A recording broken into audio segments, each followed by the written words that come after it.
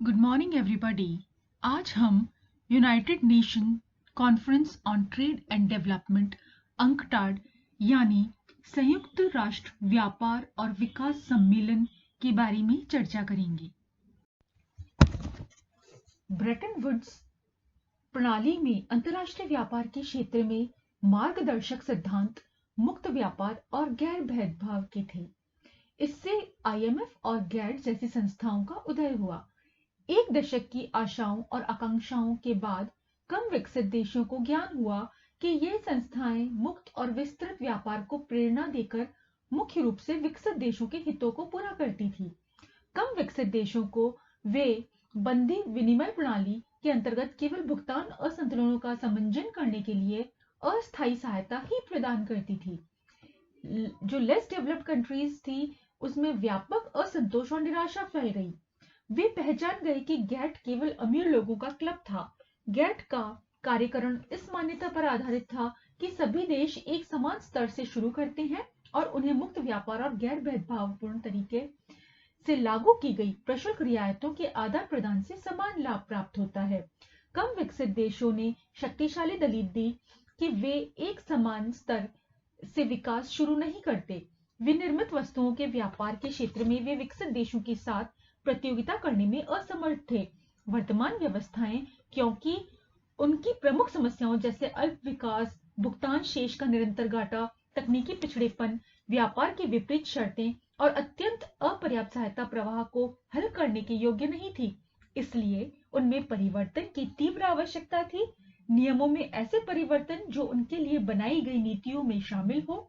उनकी मांगे थी कि वे विकसित देशों की बाजारों में उनकी अधिक पहुंच हो, उदार पूंजी प्रवाह प्राप्त हो सके और प्रशुल्क वार्ताओं में उनके साथ भेदभाव और बिना आदान प्रदान का बर्ताव हो।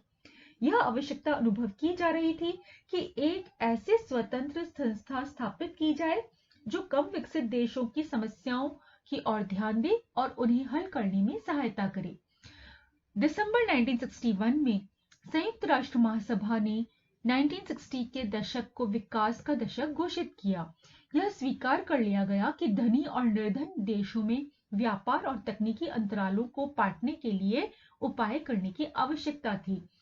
1963 में संयुक्त राष्ट्र व्यापार और विकास सम्मेलन अंकटाड को संयुक्त राष्ट्र महासभा के एक स्थायी अंग के रूप में स्थापित किया गया और अंकटाड को संयुक्त राष्ट्र महासभा के एक स्थायी अंग के रूप में तो स्थापित किया ही गया और इसका देखिए अपना सहायक संस्थाओं और सचिवालयों का ढांचा है और इसके जो कार्य हैं अंकटाड को स्थापित करने के देखिए जो उद्देश्य है कम विकसित देशों के सम्मुख निर्यातों के धीमे फैलाव, बीओपी के निरंतर बढ़े हुए घाटे और विदेशी ऋणों के बोझ आदि समस्याओं से उचित ढंग से निपट कर विश्व के कम विकसित क्षेत्रों के तेज विकास को प्रोत्साहित करना इसका मुख्य उद्देश्य था।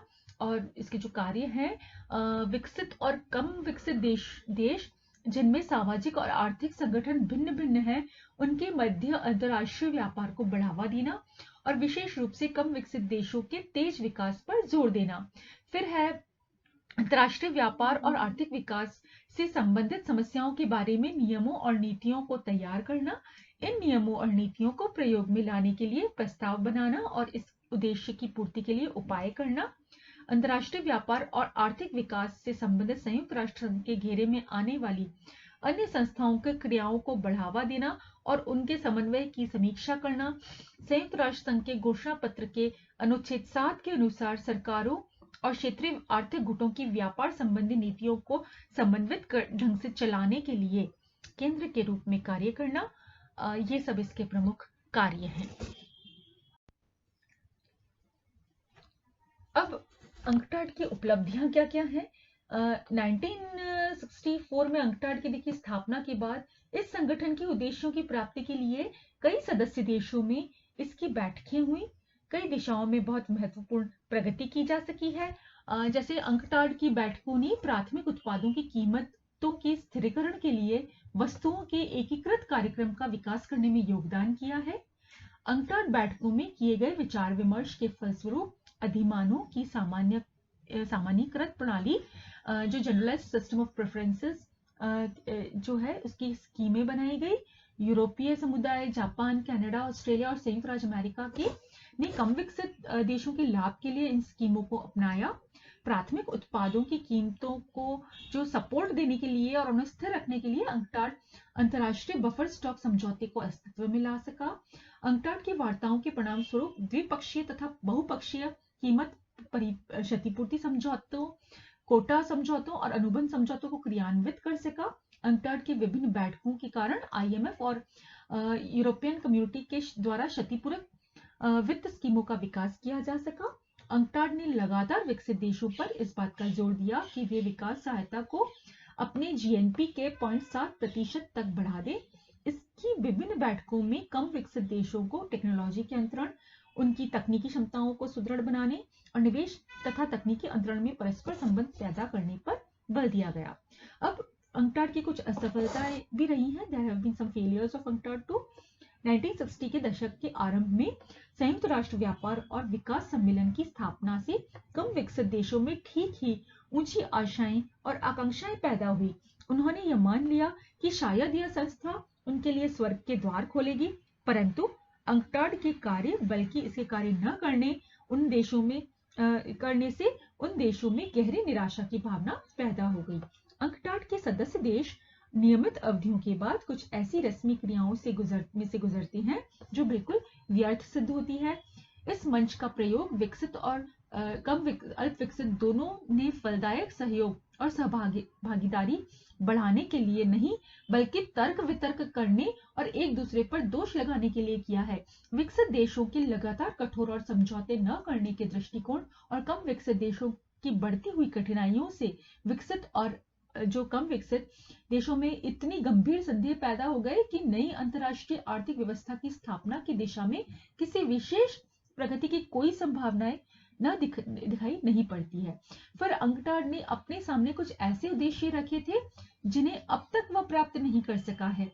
इन उद्देश्यों की प्राप्ति में असफलता का विवरण जो है वो इस प्रकार से है कि UNCTAD की 9 बैठकों के बाद भी विश्व वस्तु सम्मेलन बुलाने में कोई सफलता प्राप्त नहीं हो सकी।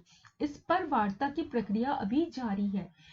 यद्यपि एक वस्तु समझौता किया जा सका है, फिर भी बहुत सीमित संख्या में उत्पादों को इसमें शामिल किया गया।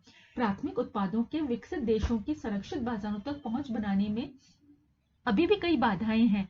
गैर प्रशुल्क व्यापार बाधाओं का प्राय प्रयोग किया जाता है। व्यापार की शर्तें का जो अल्प विकसित देशों के लिए लगातार ह्रास हो रहा है और प्राथमिक उत्पादों की कीमतों के स्थिरीकरण में कोई सफलता नहीं मिल सकी है। 1970 के दशक के मध्य तक अग्रणी जो औद्योगिक देशों ने निर्धन देशों के तैयार उत्पादों को अपने बाजारों में अधिक पहुंच उपलब्ध कराने के लिए GSP स्कीमों का प्रस्ताव किया, परंतु सीमित उत्पाद विस्तार, छूट की धाराओं, वस्तु के स्रोत के देश और ऊंची कोटि के मापदंड से संबंधित विनियमनों के कारण विकासशील देशों को बहुत कम लाभ प्राप्त हो सके हैं। यदि कुछ लाभ प्राप्त हुआ है तो वह केवल उन देशों को प्राप्त हुआ है जो विकासशील देशों में अपेक्षाकृत अधिक विकसित हैं। कम विकसित देशों की सबसे महत्वपूर्ण मांग अधिक सहायता प्रवाह की है, जिसके इच्छित परिणाम नहीं निकले हैं। आरंभ में UNCTAD में मांग रखी गई थी कि विकसित देश अपने GNP के 1% की समान सहायता प्रदान करें। बाद में इस लक्ष्य को घटाकर उनके GNP का 0.7% तक कर दिया गया। इस संबंध में विकसित देश किसी भी लक्ष्य को निर्धारित करने के पक्ष में नहीं है। बाहरी ऋण के बढ़ते हुए बोझ के संबंध में अल्प विकसित देश की लगातार मांग को देखते हुए विकसित देश केवल इस बात के लिए राजी हुए हैं कि संबंधित देश इस मुद्दे को द्विपक्षीय आधार पर निपटे। उन्होंने किसी भी बहुपक्षीय ऋण निपटारे की व्यवस्था को मानने से इनकार किया है। टेक्नोलॉजी के अंतरण के क्षेत्र में वांछित सफलता प्राप्त नहीं हुई है।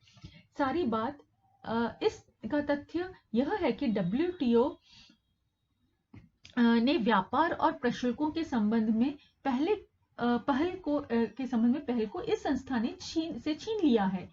इस प्रकार अंतर्राष्ट्रीय भुगतान और उनकी समायोजनों के संबंध में पहल IMF ने और विकास के बारे में पहल IBRD ने इससे छीन ली है।